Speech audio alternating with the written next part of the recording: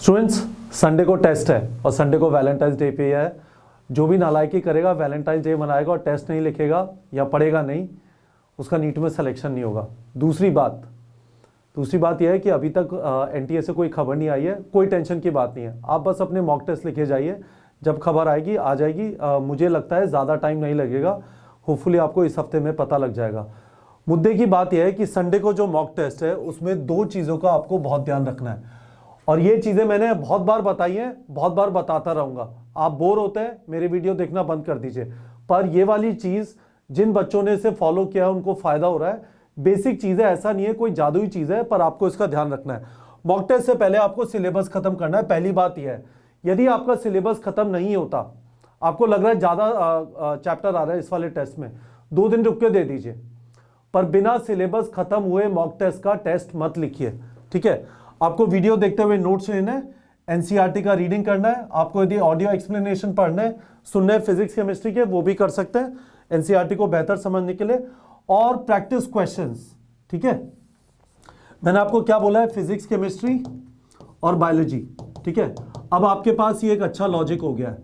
Logic क्या है, जिन भी क्वेश्चन के ऊपर 50% से ज्यादा वाला टैग है वो करिए, और जहां पे फ्रॉम एनसीईआरटी का ग्रीन टैग लगा हुआ है, ठीक है, फ्रॉम एनसीईआरटी का ग्रीन टैग लगा हुआ है, ये 2 सेट कर लीजिए। ये नीट के लेवल के बहुत पास में, आपको काफी कॉन्फिडेंस मिलेगा कि हाँ चीजें हो रही है। बाद में जब टाइम मिले, एंड में टाइम बच जाता है, कुछ करने के लिए नहीं बचा, तब वो वाले क्वेश्चन कर लीजिएगा जो ये वाले क्वेश्चन नहीं है, जिन पे 50% से कब का टैग है या एनसीईआरटी के बाहर के क्वेश्चन है, ठीक है। पर अभी आप इन 2 चीजों के ऊपर फोकस करिए। तो सिलेबस कंप्लीट करना है मॉक टेस्ट से पहले।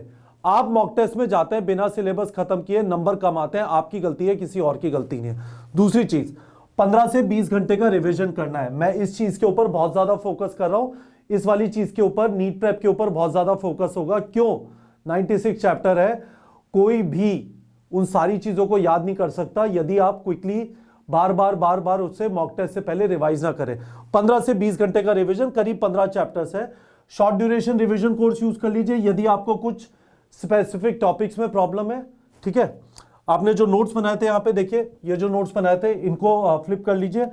बुकमार्क जो आपने किए थे क्वेश्चन प्रैक्टिस करते समय, या आपने फ्लैश कार्ड बुकमार्क किए थे, ठीक है। और फिर आपके पास माइंड मैप्स अवेलेबल है फिजिक्स और फिजिकल केमिस्ट्री के, इसमें स्पेसिफिकली आपके सारे फॉर्मूले रिवाइज हो जाएंगे। 15 से 20 घंटे का रिवीजन करना है। तो 2 चीजें, सिलेबस खत्म करना है और 15 से 20 घंटे का रिवीजन करना है। इसका मतलब यह होता है कि आप संडे को टेस्ट नहीं देंगे, इस वजह से नहीं कि आप वैलेंटाइंस डे की वजह से नहीं देंगे। यदि आपका सिलेबस खत्म नहीं हुआ और आपका रिवीजन नहीं हुआ तो संडे की जगह ट्यूसडे को देना है, वेडनेसडे को देना है, कोई प्रॉब्लम नहीं है। पर मॉक टेस्ट में अच्छा परफॉर्मेंस आपको वो कॉन्फिडेंस देता है जो आपको नीट के एग्जाम तक ले जाएगा। वही एक चीज है जो आपको बताती है कि आपकी तैयारी कंट्रोल में है। तो प्लीज मॉक टेस्ट को सीरियसली लीजिए और इन 2 चीजों को जरूर करिए। और मैं आपको बता रहा हूं, आपको इंप्रूवमेंट मिलेगा। हो सकता है जंप ना हो, 400 से 650 पे नहीं पहुंचेंगे, पर 400 से 450 पे पहुंचेंगे। अगले बार 500 का टारगेट रखेंगे, उसके बाद 550 का टारगेट रखेंगे। पर ये 2 चीजें करना जरूरी है। गांठ बांध लीजिए, चाहो तो लिख लो, स्क्रीनशॉट ले लो इनका। पर ये वाली चीजें किए बिना आपको मॉक टेस्ट नहीं देना। मॉक टेस्ट में अच्छा परफॉर्मेंस आएगा, मॉक टेस्ट में स्कोर इंप्रूव होगा और आपको लगेगा हाँ आपकी औकात है। और मॉक टेस्ट का स्कोर अटक गया वहीं पे, उस अटकने का रीजन यही होगा कि आपने इन दोनों में से एक चीज नहीं की है। इन दोनों चीजों को करना है, अच्छी तरह मॉक टेस्ट लिखना है। Best of luck to all of you. और मैं आपको एक बार वापस बता देता हूं, ये आपकी टेस्ट सीरीज रही। अब आपका जो आ रहा है टेस्ट नंबर 6, सिलेबस देख लीजिए। मूविंग चार्जेस एंड मैग्नेटिज्म, यहाँ पे मैग्नेटिक इफेक्ट्स ऑफ करंट लिखा हुआ है। Moving charges and magnetism, magnetism matter, EMI, AC, EM wave. आपके जो बचे हुए चैप्टर इलेक्ट्रिसिटी एंड मैग्नेटिज्म के वो आ रहे हैं। केमिस्ट्री के अंदर surface chemistry, metallurgy. Surface chemistry के अलावा सारे आपके 4 चैप्टर जो है इनऑर्गेनिक केमिस्ट्री के आ रहे हैं। बायो के अंदर रिप्रोडक्शन इन ऑर्गेनिज्म, ये पिछले वाले टेस्ट में आना था, इस वाले टेस्ट में आ रहा है, क्योंकि अब एनटीए ने कंफर्म कर दिया है कि फुल सिलेबस आएगा, रिड्यूस सिलेबस नहीं आएगा। तो हम भी फुल सिलेबस के हिसाब से चलते हैं। 2 चैप्टर जेनेटिक्स के आ रहे हैं, इवोल्यूशन आ रहा है, माइक्रोब्स आ रहा है, ह्यूमन हेल्थ एंड डिजीज आ रहा है। करेक्ट, ये चीज क्लियर हो गई। मैं आपको वापस दिखा देता हूं 50% जो मैंने क्वेश्चंस में बोला, 50% और एनसीईआरटी टैग का मतलब क्या है, ठीक है।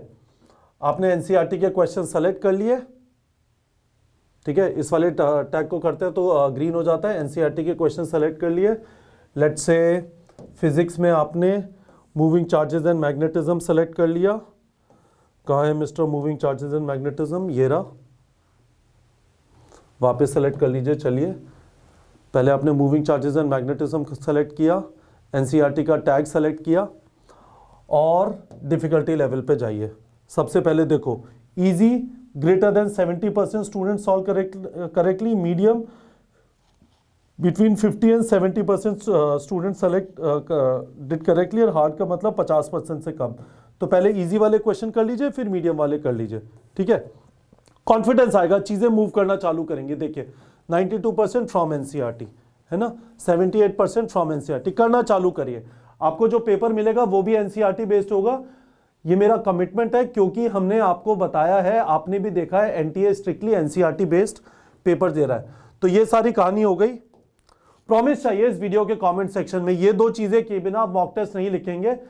संडे को मॉक टेस्ट लिखना है, आप सैटरडे को रिवीजन करना चालू कर देंगे। 15 से 20 घंटे रिवीजन के डालने हैं, चाहे तो फ्राइडे इवनिंग को चालू कर दो, पर 15 से 20 घंटे का रिवीजन चाहिए। जल्दबाजी नहीं करनी है, आराम से मॉक टेस्ट लिखना है। तो मुझे वीडियो के कमेंट सेक्शन में यही आपसे प्रॉमिस चाहिए, इन 2 चीजों को करके ही आप मॉक टेस्ट लिखेंगे, ठीक है बच्चों।